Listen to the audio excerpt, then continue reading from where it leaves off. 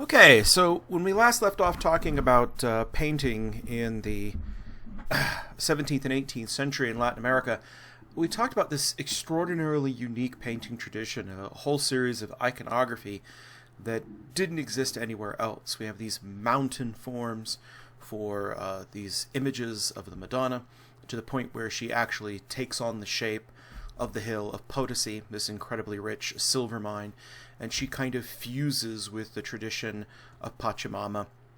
We also talked how we have visions of the Christ child, where the Christ child takes on the dress of the Sapa Inca, wearing his distinct, hairstyle and crown. We also talked about this incredibly rich tradition of unique imagery where Saint Joseph, who becomes the patron saint of the New World, becomes this stand-in for the church and takes on this iconography and becomes a much richer figure than he would in Old World iconography. I also really just dearly love these arquebus angels, these arquebusier angels who show that they're willing to take ideas of modern culture and integrate them into the traditional iconography. But there's a couple of big traditions of painting that are unique to the New World, that aren't just new iconography, but are completely new forms. And one of that is the Biombo screen paintings. So we mentioned these before, but Biombo screen paintings are really kind of a rich tradition. These screens are ultimately based on Biombo screens. Biombo screens are room partition screens. In a Japanese home, rooms are not specialized like the way they were in European households. Each room could have multiple purposes, and you would partition the room off by these folding screens, these biobus, so that you could use the room in a variety of ways. And these folding screens were often decorated in a variety of motifs, and they change over the time. A lot of motifs were natural motifs, but a lot of motifs were historical narrative motifs. And so when we see this biombo, this is a direct copy, in a way, of these Japanese screens. And you can see how close that they are. Above is the Mexican example, and below is a kind of typical example from about the same time period. This is from a period of painting in Japan that we call Yamato-e painting. Yamato-e painting is known for its long historical narratives, and it has these isometric projections, these hard kind of angled perspectives that often don't have roofs so that you can look down into the interior.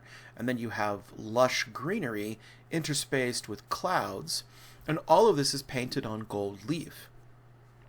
So here in the European example, the kind of actually Mexican example, you can see that the streets have that same kind of angle. We do have this kind of view, like a bird's eye view down into structures, and we even have these golden floating clouds that exist as well. So this one's very strongly paralleled with the use of gold. But of course, they quickly become their own expression. We'll still see the use of gold, but they take on a much more European characteristic. Still, when we look at this, this is a conquest of Mexico, but looking at this conquest of Mexico, you'll notice that it shows the outlay of the city. And the city is painted, showing it almost in its European context, with a European-style kind of cathedral in the center. But it still has the bridges. So this shows the ancient Tenochtitlan. And this is more of that kind of spatial narrative that exists. Here's another depiction that shows, again, the conquest of Mexico. In this case, you have, again, the gold. But notice that the arches in this case show this clear Mujahar style, this Islamic design that comes in. We have these deep backgrounds. Notice we have these isometric buildings. Notice that we have scenes of the temple and the fighting of the temple. And again, you have this kind of bird's eye view looking down into the action. You have this continuous narrative. So many things are going on here that we see this kind of spatial narrative that we saw in the manuscript paintings of the later half of the 16th century. We see this isometric kind of perspective from Yamato-e painting from the Japanese style, we see Mujihar style, and of course we see this new kind of European narrative style all fusing together into a single coherent whole. It doesn't get any more multicultural than that. Many of these partition screens were also painted by some of the more prominent artists of the time. So we've already taken a look at some of Wang Correa's works, and this is a biombo that tells the story of the meeting of Moctezuma and Hernan Cortez. So here is Hernan Cortez on this side with his entourage being preceded by his guides. We have natives with their very elaborate feathers and dresses. But what I love here is Moctezuma is being carried on a litter, which is the tradition, but notice that his crown is more of a European crown, even though he's decked out in more feathers. So this is Hernan Cortez over here, and this is Malinke over here, those historical figures. But notice all this big, beautiful kind of scenery back here. This is much more like the kind of wild, ecstatic scenery that we would see in Asian narratives and in Asian depictions. So again, another magnificent object, an object that combines European decorative arts, Japanese and Asian decorative arts, where these biombo screens were being influenced by furnishings and export items coming from the Philippines and Japan, and then also a little bit of native element in there as well. Wang Correa also painted this one. This one was a wonderful scene where we have a series of all the different peoples of the world. So over here we have figures representing Africa. They're even labeled by this little title there. We have the figures of Asia and a wild variety of dresses indicating both Muslim and Far East Asian figures. So we have a kind of rather fanciful Chinese figure here and a kind of Muslim sultan-like looking figure here with the camel. Then we have the European figures wearing European crowns, and then we have the Americas. And in the case of the Americas, they're wearing feathers, which of course is the symbol of nobility that exists. The style is very naturalistic in this case. It's looking much more like a Rococo example than previous examples. But notice we still have these landscape elements down here, and we also still have these beautiful decorative elements. So, and then the use of gold. So there's still Asian things being imported here. This kind of imagery, particularly with these images of the races of the world, is very much like the casta paintings, which we'll see next. Some of these folded screens are really quite incredible. They're large panel paintings in their own right. And this, again, is not a tradition that exists in Europe. This is this Asian tradition that comes over from Japan. In this case, starts integrating. This one is really a fascinating piece because it shows an Indian wedding. Notice that we have figures in the center who are wearing traditional native dress, and we have individual here speaking in traditional native dress to somebody dressed in European dress. You can see that the traditional Aztec clothings, we have figures here dancing in ceremonial fashion, and in this case you'll notice that they're wearing the more traditional crowns. These are the traditional crowns of the Aztecs. They have this high front and a kind of band in the back. They're also carrying quetzal feathers and various kinds of whips and fly whisks with quetzal feathers. What I think is so interesting is that one of these strange traditions that Europeans discovered amongst natives was the flying pole. And the flying pole is this rather elaborate contraption here, where an individual would be tied up by his ankles and the pole would be spun up. And so they are flying around, being dangled by their ankles. This was something that was seen as a kind of test of bravery. I imagine I would not be brave enough to do this, but this was seen as a kind of test of bravery and a testing of one's mettle. And so young men in particular would try this out. And this was a tradition, again, of these kind of cultures. So we see a wide variety of both native and European and mestizo cultures Here we have two figures in black with white collars. These are going to be very clear allusions to either Spaniards who are immigrants or to Creoles who are who are not mixed race but are born in Mexico but of European descent. Then we have individuals over here that are very clearly native and Indian. And then we have people like this guy here, who is wearing a mixture of European clothes. Same with these figures here. They're wearing a mixture of European clothes, but they have native elements and draperies incorporated in them. These are probably representing the mestizo population. Same with this wonderful figure here. Notice that he has the tricorner hat, like a traditional European would at this time, and he has a white shirt and breeches, but he does not have the stockings like these individuals have. And he has a kind of serape over his shoulders that has very elaborate decoration. This is the wedding canopy over here. This is the canopy that would have been held over the wedding feast. So in many ways, this looks very, very much like a European tradition. Clearly the background, the decoration owes much, the trees owe much to kind of manneristic and Baroque style painting of the 17th century. And it looks very much like Netherlandish painting in a way. It has these large groups of figures with clowns, performers, dancers, individuals coming out of the church. But it also shows a very unique snapshot in time. It actually shows a culture that only could have been discovered in Mexico at the time. We see the same thing in this wonderful piece, although this piece is a little bit more European and is quite a bit later. Remember that we're talking nearly 70 years later, but we still have this wonderful same mix of cultures. In this case, the central figure, this is a dance, a party, a fête galante. It's very much inspired by the French Rococo. You can see that the colors, the flowers, the delicacy, it's all very much inspired by the French Rococo. And the figures here exhibit a wide range of styles and dress and mannerisms.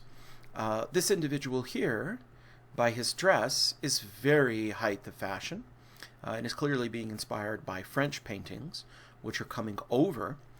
Remember that the House of Bourbon-Anjou becomes the ruling house of Spain towards the 18th century. So there is going to be a lot of French influence coming over. But you'll notice that the men are not wearing wigs.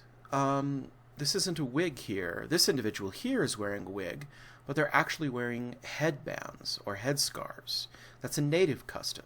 So while the cut of his little doublet there is very much a European feature, the ornamental flowers and the head covering is very much a native figure. Same with her wonderful dress. Her dress here is a mixture of 18th century kind of French Rococo fashion, but you'll notice the women here don't have wigs. They have, again, headbands. You can see on this woman over here, she has a headband, and she has this beautiful shawl which has flowers on it, but it's much more a native Indian design. Same with this woman's serape, the love of the flowers. So these two figures here, you can see this guy's headband here, this kind of almost turban-like hat. These were like the turban-like hats that were worn by mestizo men and native men. But it's so fascinating because it's such an interesting mix.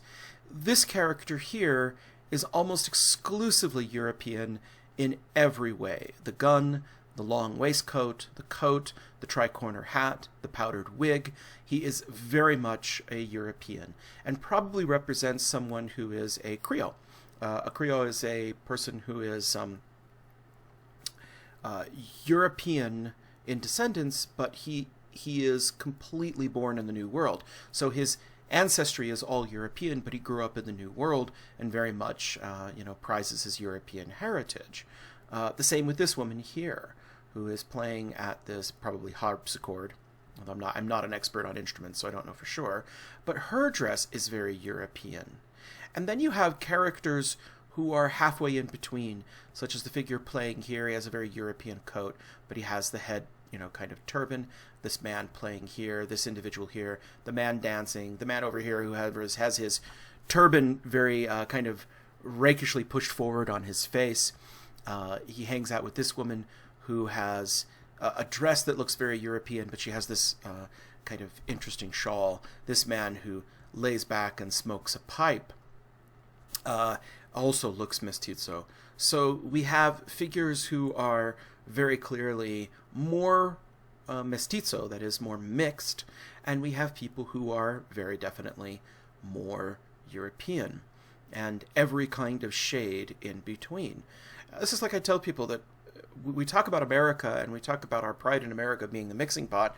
America has nothing on Mexico. Mexico is really the melting pot and really has this incredible array of mixes of different cultures and a mix of different fashionable cultures simultaneously. And so that makes an image like that all the more revealing for what it says. And so when you think about these objects, especially this one and the next one, these are just wonderful kind of pieces that are slices of life. This one, of course, coming from the 17th century, this one coming from the 18th century, show how, to various degrees, these two cultures, European and native, had mixed together, retaining some cultures from one and some cultures from the other, and that there is an increase in this kind of assimilation as time goes on, as well as an influx of new cultures and French ideas. This really elegant painting is usually attributed to Miguel Cabrera, who we took a look at some of his paintings earlier on. So the Biombo tradition is one of these really unique traditions that doesn't exist in Europe and predominantly exists mostly in Mexico, although it does extend to places like Guatemala and elsewhere.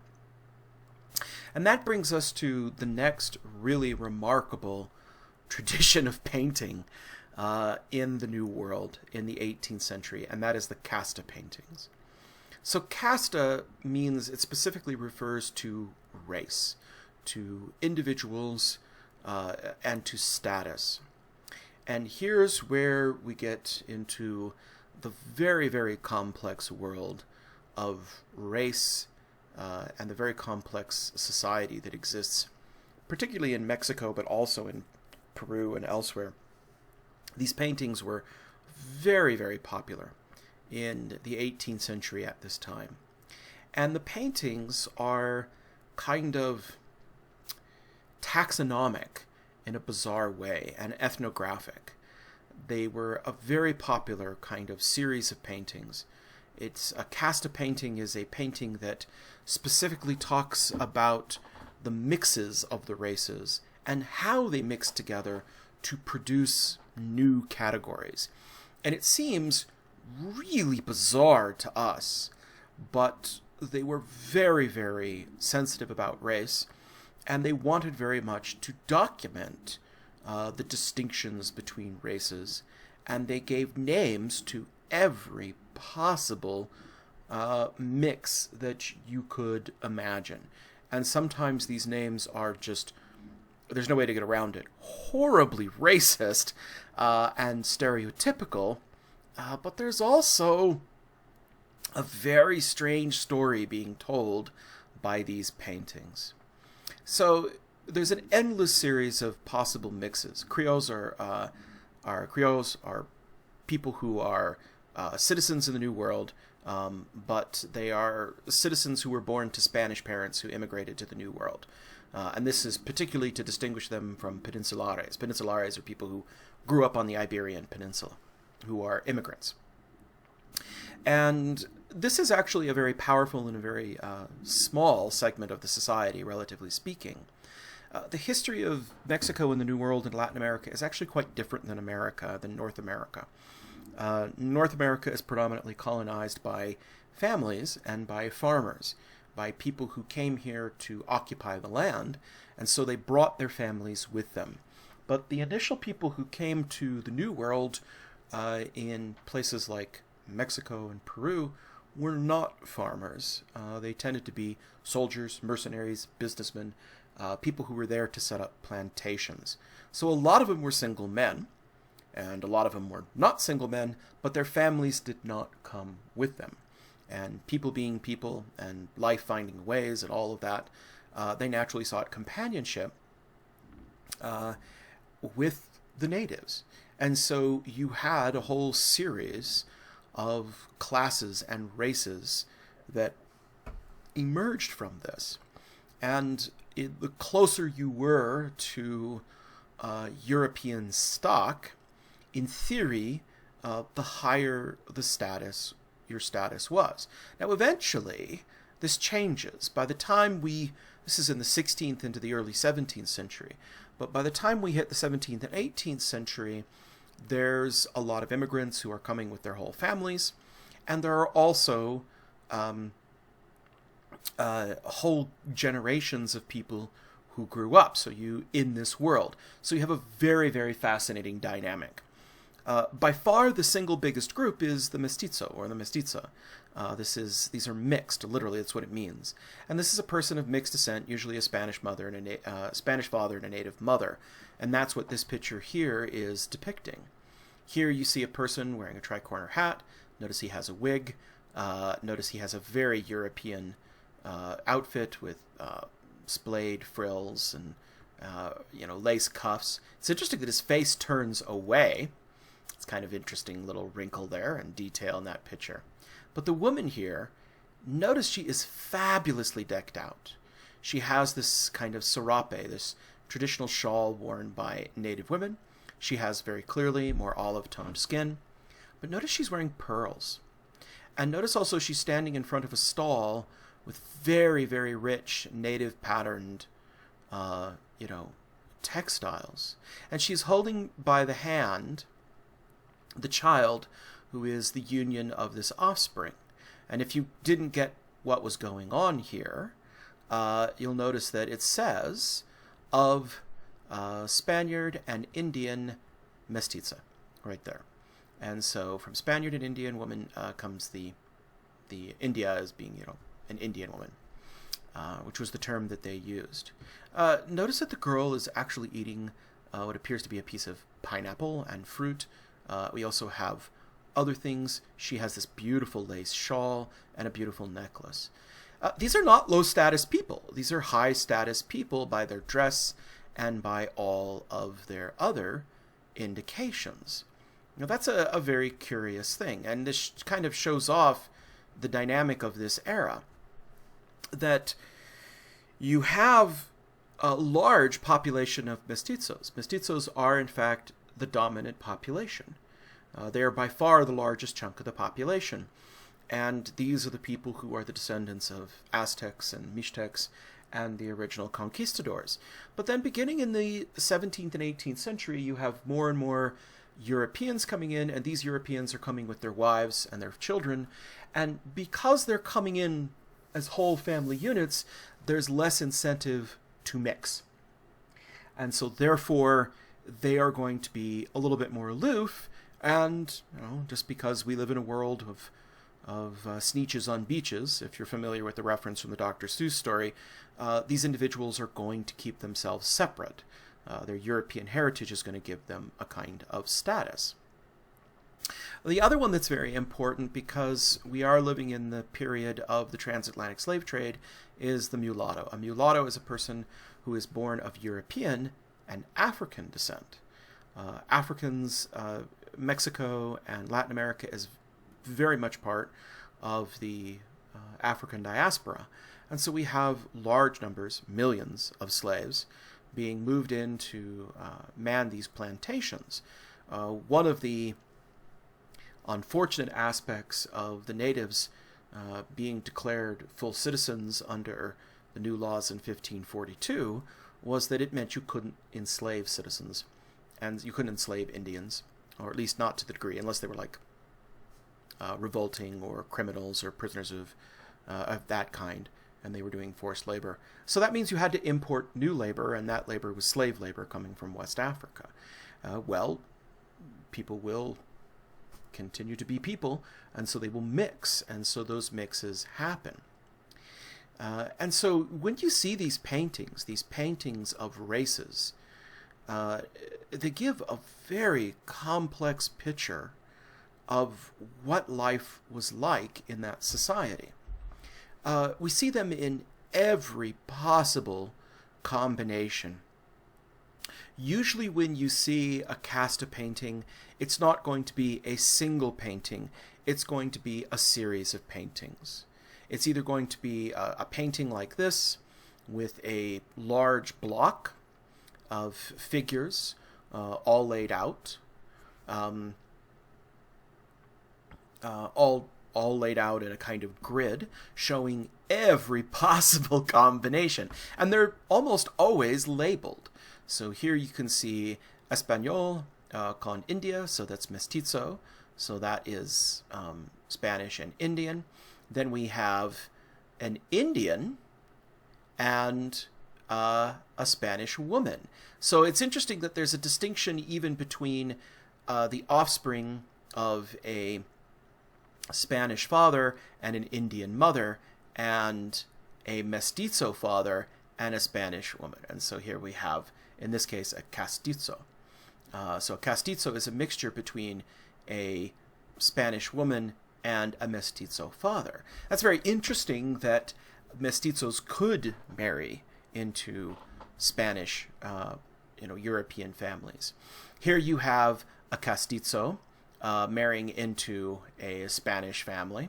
So we have Spanish and Indian producing mestizo, mestizo and Spanish producing castizo, and then we have castizo and Spanish woman, and it's interesting that notice that the offspring of this is Español.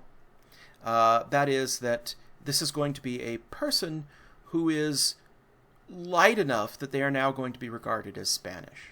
So it's an interesting thing that if you were kind of 1/8 or less of a native, depending if the rest of your heritage was considered Spanish, that was acceptable. And so that's a really interesting kind of thing. There were so many complex rules regarding this. And it all just breaks down from further. I'm not going to go over all the rest of these, but you have a Spanish and a person who is called, in this case, a negra, which is black, and that produces a person known as mulatto. But then you also have what happens when a mulatto marries an Española. They become a morisco, which is literally a Moor, but it's going to be somebody who's lighter skinned, is going to be lighter skinned like a Moor. And every single kind of combination that goes down the list. And you'll notice that there is very much a hierarchy here. People who have at least half Spanish blood or are mestizo blood are going to be portrayed as richer. They're going to have richer, nicer clothes. Look at this guy here. He has very nice clothes. And the child is going to be, even though the child is darker skinned, he's going to be wearing European styled clothes. The same thing is here. A Morisco, here he has a European Moor style clothes, and he marries a Spanish woman, and he produces a chino. A chino is a person who is in part mulatto, has a little bit of mulatto. But as you go down, you see that we move into different groups and groups that are increasingly poorer until eventually we get to some of the poorest groups that exist. And you can see that the dress becomes simpler. People start becoming barefoot instead of being shod with shoes. They start having much poorer kind of clothing. These were incredibly popular. We see endless series of these kind of blendings of races coming together. And we even have some really kind of derogatory kind of racist imagery. This is again by Miguel Cabrera, and this is what's known as a torna atrás, or literally a throwback. That's really kind of a sad term. So here we have a person who is Español, but notice by his dress, he's clearly not as high status as this person who is Spanish. So he is going to be European, but he's clearly not as high status. And he marries a woman, and again, this is so fascinating, that is an albino or albina, a person who has pearl necklace, beautiful clothing, a person who is obviously of some status, has a parrot, an exotic parrot, as a pet, and has very fair skin. But notice that the child is darker skinned. So this is almost, from the perspective of the time, this is almost a kind of warning. That is that, if you marry an individual, even if she has light skin, she may have light skin because she is an albino, but beware that she might produce a child who has darker skin. And it's amazing that they cared to go to this level of distinguishing such kind of races, that you had to be very, very cautious. At least that's the way that this is portrayed. Now, there's all kinds of social meanings that we can unpack from these things. One of the things is that we usually see these paintings in series, sometimes series of 12, sometimes series of 16, sometimes series of 24. There's no set list of how many different races there could possibly be. And it's important to note that while some of these racial distinctions were mandated by law, that is, that just like in America prior to the Civil Rights Movement, we had these horrendous one-drop rules where, we tried everything we could to prevent interracial marriages. It's rather sad. This doesn't seem to be that strict. There were laws about what a certain person of a certain race could do in terms of profession, but the more we look at it, the less evidence there is that anybody actually tried to stop these mixes. So you really have a kind of interesting thing where there seems to be this universal obsession in the 18th century with race and with these casta paintings, and while there were laws, there doesn't seem to be much influence that they were ever strenuously enforced. They're more notable by being enforced by their exception. When they get enforced, it's kind of really the exception and not the rule. So what are these paintings trying to do? And what are they trying to portray? So it seems that these paintings are really trying to portray not something mandated by law, but something encouraged by social culture, by propriety, that this is social pressure.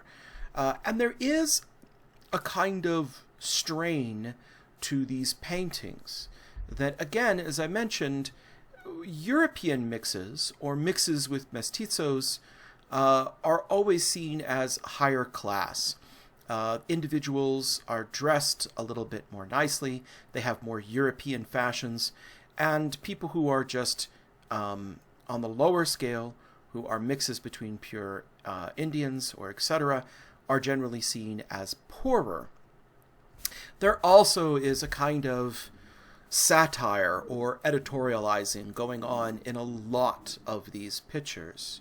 What you'll notice is that lower racial classes are often shown fighting.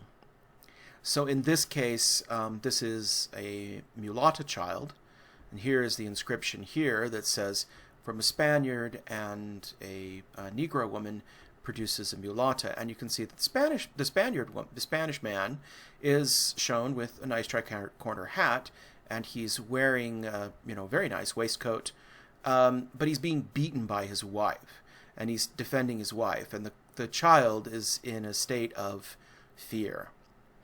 Same thing as over here. This is the mix between a Chino, and I can't quite read the rest of that, and a mestiza. The child is clinging on to the father's arm, but the husband and the wife are fighting, and the cart and the food and the traditional kind of cookware, this is kind of a barbecue here, are being overthrown. So this is social kind of editorializing. What these paintings seem to be saying is, look, you can marry across races, but recognize what you're getting into. in almost always cases, they show a kind of theme. Notice how the children here are clinging to the men, or they are intervening between the men and the women. And this child here is there. And the message is that, well, if you marry these very sexist, very racist kind of derogatory, concept here, but if you marry what were perceived as these lower races, you may elevate the child, but you are inviting a world of trouble for yourself. One of the more famous of series like this is a series by Francisco Clapera. These are in the Denver Art Museum. And they show a very interesting kind of trend that you can see across the way. That is, every time you see a European male marry into a lower family, it elevates the child. So here you see a European Spaniard marrying a Spanish woman, producing a mestizo child, and notice that he's always shown as very loving. The woman is very elegantly done. Same thing here when you have a European marrying a castizo. The boy is fair. Same thing here. You can see that when a European man marries a African descent woman, that the child is kind of elevated. But there's a kind of reverse option. Looking at this one here, this is what happens when a Spanish woman marries a mulatto. Notice that, again, he's dressed very much like a European, but he's pushing her away. He has a cord that he's been whipping her with. Floor has been, the food has been turned off onto the floor. The wife is upset at the behavior of the man, and the child is clinging to the mother, trying to, create some peace between them. So it's interesting that there is a kind of universal theme to most of these, that a man of mixed heritage is not a net positive. And so clearly there's a message here that, and the message is that white men can marry below their race, but white women should not. And the goal is to elevate the status of your children by making them lighter. And this is something that's very interesting in the Latin American world. North America and America is just straight up flat more racist. There was just prohibition of marriage between the races, and any kind of mix in the 18th, 19th century was considered as unacceptable. But in Latin America, because you do have this large population of mestizo, of mixed people, there is this feeling that the European blood elevates the native blood and kind of makes it better. And this is what's called colorism. And it's still a big thing in Brazil and lots of other places where, people of darker skin are looked down on, and people of lighter skin are elevated. And even if they're all of mixed racial heritage, there's this very kind of touchy thing. It's still a touchy thing in Brazil today. There was a Brazilian model who was of mixed ethnic race, mixed ethnicity just a few years ago, and she got highlighted on a magazine cover, and she got all this negative attention because of her darker skin, and because we don't want to talk about this, but that's the reality. That's even today. So you can see the big difference between the depiction here and the depiction here. Here, the European father is seen as a paternal, guiding influence. The child, clings to his waist. He lovingly puts a hand on her head. He lovingly puts a hand of kind of instruction and paternal on the Indian mother with her traditional kind of turban headdress. Whereas here, the father is pushing the European woman away, and it's very racist. There's no other way to get around it. By far, I think the most compelling series of images, though, are those by Miguel Cabrera. So even some of the greatest artists of the era did these series of paintings. And Miguel Cabrera did a whole series of these as well. And here's where things get even a little bit more complex. Miguel Cabrera doesn't follow that mold. So while generally the mold is that marrying European males, marrying down, is acceptable and they're an ennobling influence on the offspring, but European females can't marry to a mixed race, and that's not a positive thing. And generally there's kind of negative portrayals of people the other direction. That's not true of Cabrera. So Cabrera gives us a whole series of incredibly sensitive portraits that show people of a wide variety of economic stations, but always maintains a kind of loving balance between these figures. We've already looked at this one. This one is the mestiza, the mixture between a European male and an Indian female. But we see the same kind of thing here. This is a Spanish father marrying a mestiza woman. Notice again, she has a headband, and she has dark hair, but she still has pearls. Notice the shoes. No woman who has a closet of shoes like that is poor. That's a very important thing to remember. That no woman that has that kind of shoes, especially at that time, is poor. And look at the dress she's wearing. Look at the absolute phenomenal dress that she's wearing.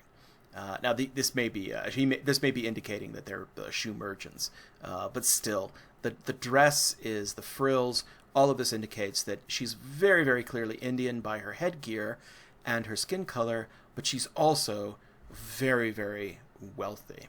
And so there doesn't seem to be, and notice how strong she looks.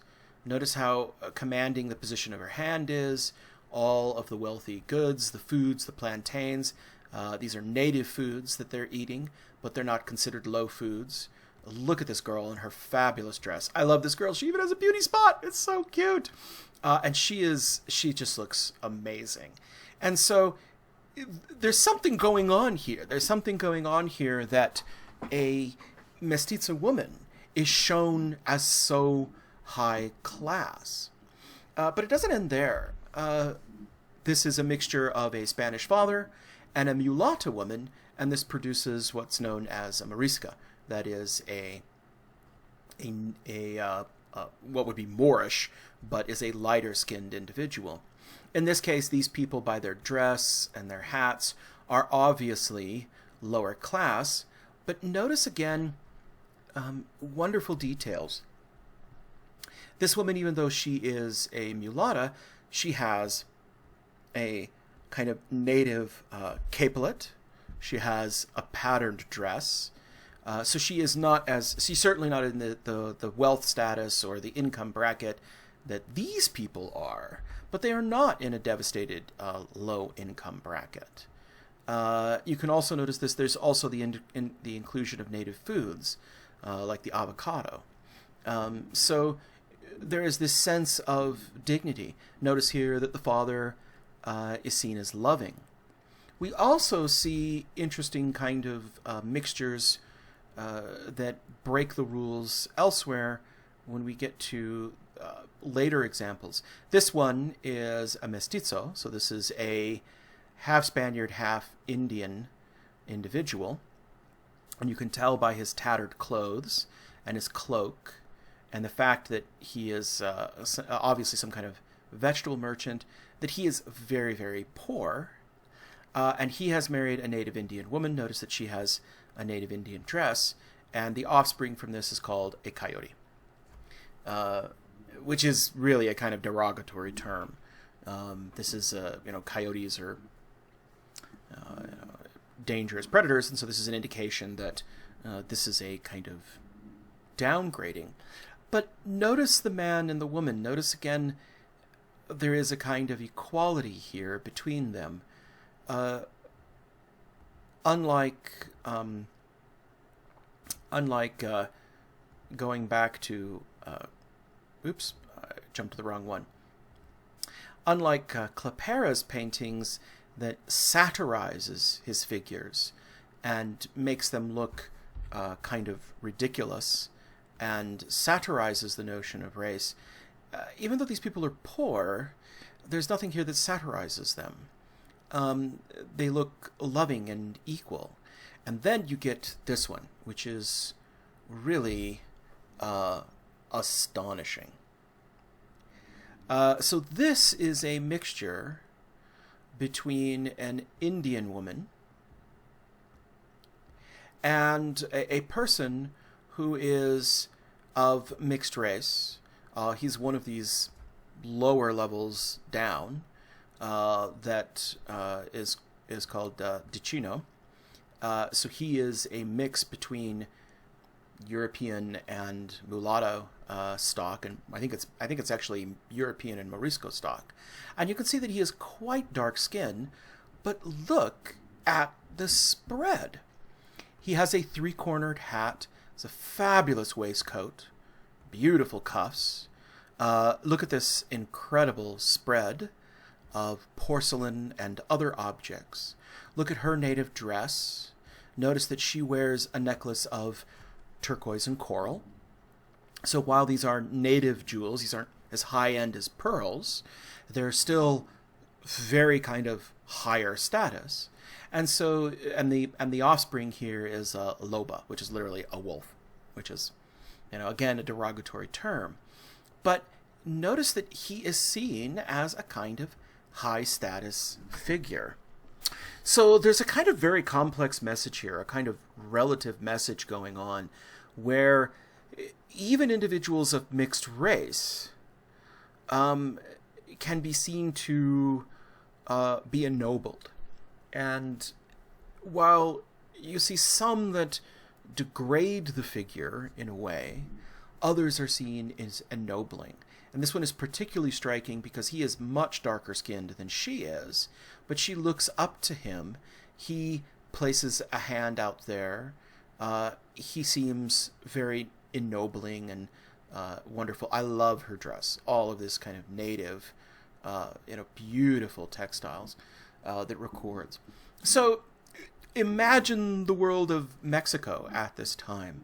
It's a place where a person of partial African heritage could be very wealthy and very successful and expect to have great high social status, and where a person who is partially European heritage could in fact be seen as very poor.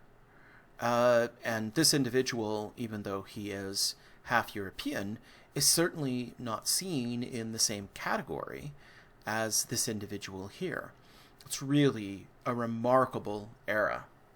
And we have no reason to doubt the accuracy of this. So again, while there's this general trend towards taxonomic variation of all these races, of separation of the races into all these incredibly complicated subcategories, it doesn't seem to be as big a social bar as we might imagine. And you can see this in the works of other painters. Let's go back to Jose de Ibarra, who's another painter that we saw.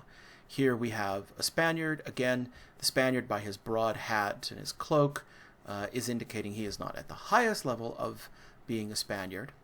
But he has married a mulatto woman who has a fabulous dress. And the child here is, again, considered to be lighter skin. And so we have, these are not, and notice that they all wear shoes. Rich people wear shoes, and so you can see that. Here's one that is also by one of these artists that we've seen before. This is Juan Rodriguez Juarez. He did a whole series of these as well. And in this case, we have a mestiza woman who wears more traditionally Indian fabrics, but notice she has pearls, and she has a kind of European-style dress. Indian women didn't, if you can compare, let's go back. Notice that this dress here doesn't have, it's hard to tell. Let me go back and try to explain this. If you look at native, here we go, here's another good example. Native women did not wear dresses that were tight around the bodice. That was not the native Indian style. So you can see that in the fashion of the women. But when you see mestiza women have dresses that are tight to the waist and to the bodice, but then they augment it with the native fabric. So if you look at, say, this woman here, she clearly wears a dress that isn't meant to be, it isn't tight around the bodice, showing that she is a pure Indian. But this woman here wears a dress that is European styled in fabric and also is very tight to the bodice, and her daughter has this beautiful kind of little tight princess dress, whereas this girl here, this woman here, has a more kind of native style of dress that's much more open and frankly looks far more comfortable. So when you look at this woman here, she has a mixture of a kind of European style dress, but with native clothing. She has coral and pearl earrings. This is astonishing, but she is a mestiza. And here she is married to a mulatto. And the mulatto, in this case, is shown, playing musical instruments as a minstrel, but is shown as caring and as ennobling.